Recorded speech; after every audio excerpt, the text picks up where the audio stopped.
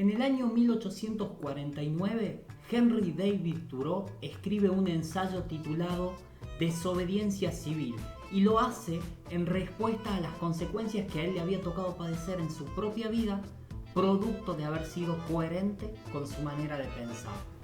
La razón por la que Thoreau termina en prisión es porque no pagaba impuestos, pero la razón por la que él había dejado de pagarlos es porque el Estado norteamericano estaba destinando el dinero de los contribuyentes a causas injustas como la esclavitud o la guerra con países vecinos.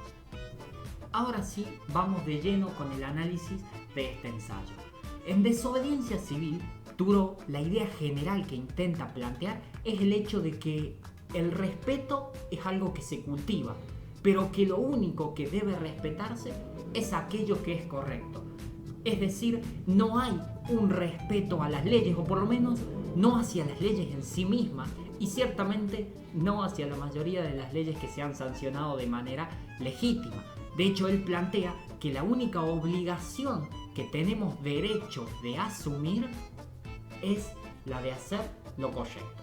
Cito textualmente: un gobierno en el que la mayoría rige en todos los casos no se puede basar en la justicia. Y es que para Thoreau, la justicia es algo que existe de manera independiente a lo que uno pueda opinar sobre lo que es justo o no. Pero no solamente es independiente la justicia, sino que debe prevalecer por sobre la opinión de las mayorías. Thoreau en este sentido no da lugar a interpretaciones. Él dice, la mayoría puede sancionar leyes, pero no significa que las leyes hagan a los hombres más justos.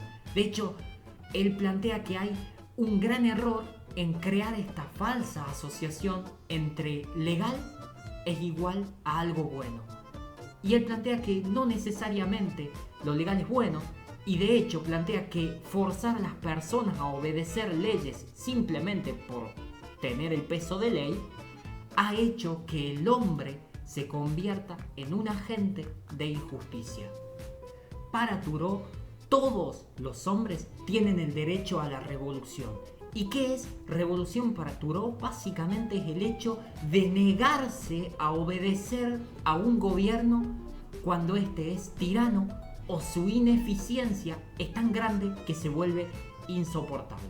Cito textualmente: que los honestos se rebelen y hagan revolución. El hombre sabio no deja el bien a merced de la mayoría. Para Thoreau, el hombre sabio es aquel que desobedece las leyes injustas desde el principio.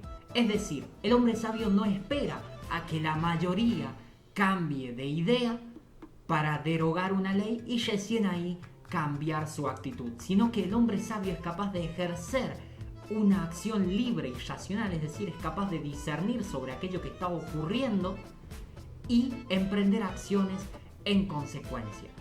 Cito textualmente: es suficiente con tener a Dios de tu lado. No esperes otra cosa. Lo que importa no es qué tan pequeño pueda ser el comienzo. Lo que se hace una vez bien, se hace para siempre. Finalmente, Thoreau hace unas breves reflexiones acerca de las estructuras de poder que existen en las sociedades actuales, ¿sí? Y también sobre los mecanismos que se utilizan para perpetuar este sistema. Para este autor, el Estado se origina a partir de la sanción de leyes y de normas que terminan convirtiéndose en las reglas de juego para toda una sociedad. Pero el problema está en que muchas veces esas leyes son corruptas porque no obedecen a lo que Thoreau denomina la verdad, sino que en realidad siguen un juego de conveniencias que favorecen a aquellas personas que tienen el poder y que en definitiva lo único que hacen es disfrazar esas leyes con un discurso muy consistente de bienestar común y de esa manera disfrazan su corrupción. Sin embargo, noten acá una de las verdades no solo más importantes, sino también algo demostrable, porque fue lo que le pasó en vida a Henry David Thoreau.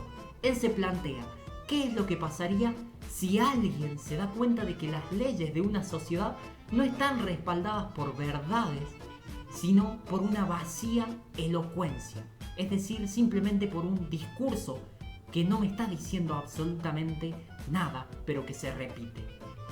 Aún así, dice Thoreau, si alguien se da cuenta de la corrupción del Estado, el Estado se impondría, el Estado prevalecería sobre el individuo, no por su ingenio y no por su honestidad, sino porque el Estado dispone del uso legítimo y sistemático de la fuerza.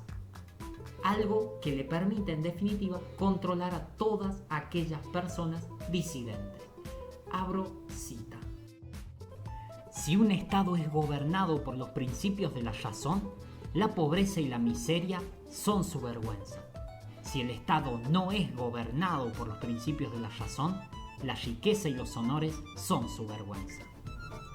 Concretamente, Thoreau lo que intenta decir es que si un Estado no es corrupto, la pobreza y la miseria son aquellas cosas de las que debería sentir vergüenza, porque son aquellas que intenta solucionar.